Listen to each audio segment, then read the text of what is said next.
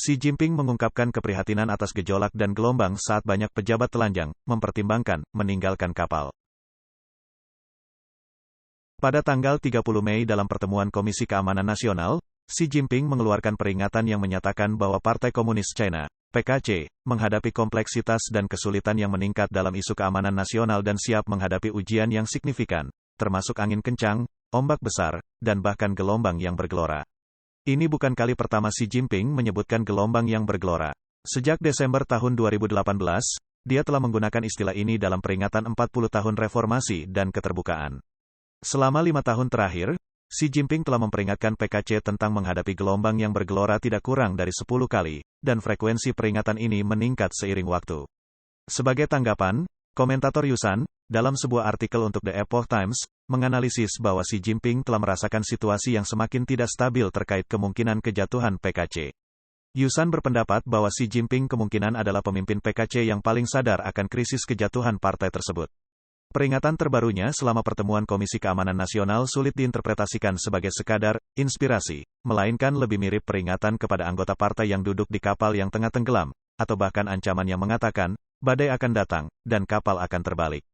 Dalam 70 tahun terakhir sejak PKC merebut kekuasaan, mereka telah meluncurkan banyak gerakan yang secara brutal menekan rakyat dan menyebabkan kematian yang tidak wajar dari puluhan juta warga China.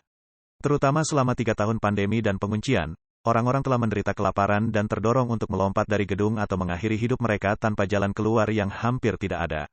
Tuntutan domestik semakin memanas dan telah terjadi serangkaian peristiwa protes yang menyoroti bahwa pertentangan sosial telah mencapai titik kritis dan bisa meletus kapan saja.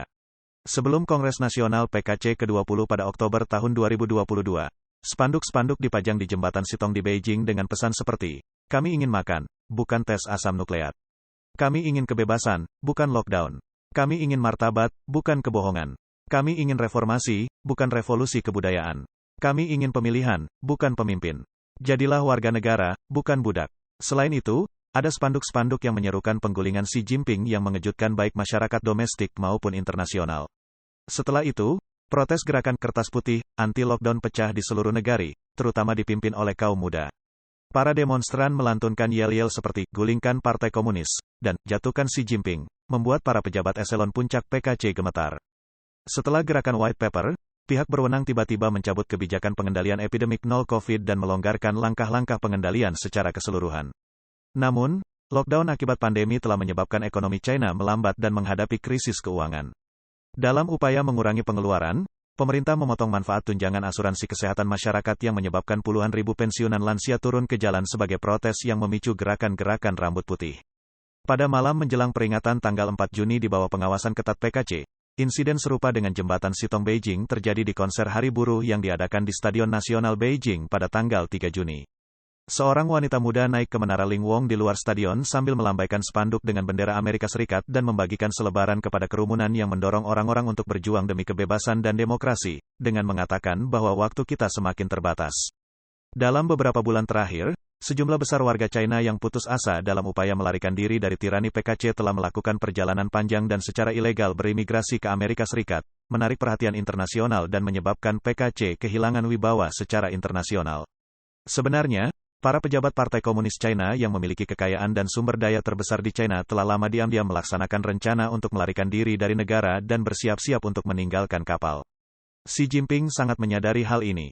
Sejak konferensi nasional tentang pekerjaan ideologi pada tahun 2013, Xi Jinping telah mengangkat isu pejabat telanjang, yang menggambarkan mereka yang mentransfer keluarga dan aset mereka ke luar negeri dan siap untuk meninggalkan kapal, dan melarikan diri dari China sebagai masalah serius di dalam barisan PKC. Dia menyatakan, beberapa anggota partai dan pejabat memiliki keyakinan yang goyah. Mereka telah memindahkan pasangan dan anak-anak mereka ke luar negeri, menyimpan uang di luar negeri, dan telah menyiapkan rute pelarian untuk diri mereka sendiri, siap untuk meninggalkan kapal kapan saja. Pada November tahun 2016, cendekiawan konstitusional China, Chen Yongmiao, mengungkapkan kepada media Hong Kong bahwa para elit PKC tingkat tinggi memiliki rencana tersembunyi, kapal tenggelam, mereka akan memanfaatkan nilai surplus sosial dengan cara yang merugikan, yang pada akhirnya menghancurkan sumber kekayaan, dan kemudian melarikan diri dengan cepat. Sementara itu, para pejabat tingkat rendah dan generasi mendatang akan dipaksa untuk bertahan dalam lingkungan alam yang memburuk dan masyarakat yang korup. Seluruh masyarakat kekurangan koherensi dan konsensus sosial, mengalami disintegrasi, dan menderita dari destruksi lingkungan dan penurunan moral. Li Yanming, seorang pakar masalah China dan komentator politik, sebelumnya mengatakan kepada The Epoch Times bahwa pemberitaan resmi media PKC tentang kurangnya kepercayaan pejabat PKC terhadap partai dan kesadaran Xi Jinping tentang kesiapan pejabat PKC untuk melarikan diri mencerminkan bahwa akhir dari PKC sudah dekat dan diketahui baik oleh tingkat atas maupun tingkat bawah partai.